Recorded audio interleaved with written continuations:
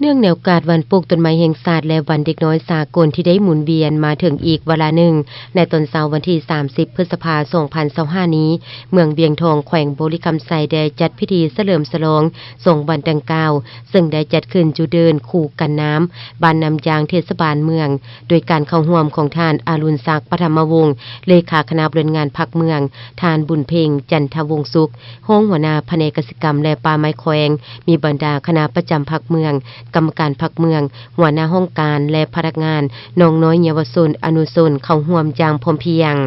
ในพิธีทานอรุณศักดิ์ปฐมวงศ์เลขาพรรคเมืองได้ขึ้นมีคำเห็นเกี่ยวกับความหมายความสำคัญของวันปลูกต้นไม้แห่งชาติและประวัติความเป็นมาของวันเด็กน้อยสากลวันที่1มิถุนายนจูเมืองเวียงทองในปีนี้เป็นขบวนการที่มีความหมายความสำคัญ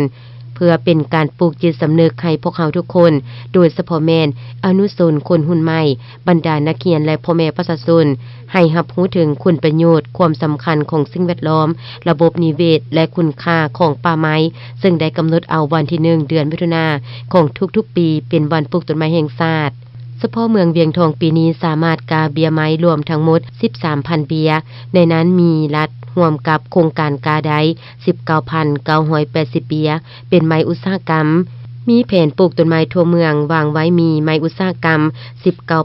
19,980 เบียเท่ากับ 60,000 เฮกตาร์และเครื่องป่าของดง 1,500 เบียเท่ากับ 470 เฮกตาร์อยู่เมืองเวียงทองในปีนี้แม่นได้กำหนดเอาสถานที่ปลูกเป็นพิธีอยู่บ้านน้ำยางบริเวณคูกันน้ำโดยเล็งใส่ไม้อุตสาหกรรมจำนวน 500 เบียเพื่อเป็นสีสันและความเขียวงามตามเทศบาลภายในเมืองและในพิธีอย่างใดมีการรับชมการแสดงศิลปะของน้องน้อยนักเรียนพร้อมทางแจกจ่ายขนมให้กับเด็กน้อยและได้พร้อมการปลูกต้นไม้